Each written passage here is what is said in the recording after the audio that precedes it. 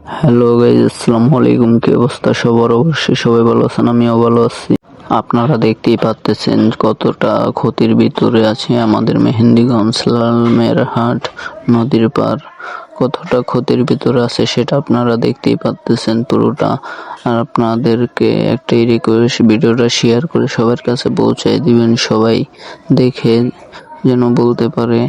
আর এই মুহূর্তে আমাদের লালমেরহাট ঘাটের পাশে একটি পল্টন এসে গেছে। এই পল্টনটি দিয়ে আমাদের নদী বাঁধার কাজ শুরু করবে। অবশ্যই আপনারা আমার পাশে থাকুন, অবশ্যই সব আপডেট পাবেন এই চ্যানেলে। অবশ্যই চ্যানেলটার পাশে থাকুন, সব আপডেট পাবেন এই চ্যানেলে। অবশ্যই চ্যানেলে শেয়ার করুন, ভিডিওগুলো শেয়ার করে অবশ্যই সবার কাছে পৌঁছায় দেন। মেহেন্দিগঞ্জ উপজেলা বিভাগ। এ হলো আমাদের লালমেরহাট নদীর পাড়ের রাস্তা। দেখেন কি অবস্থা। এখানেই বস্তা ফালানো হবে।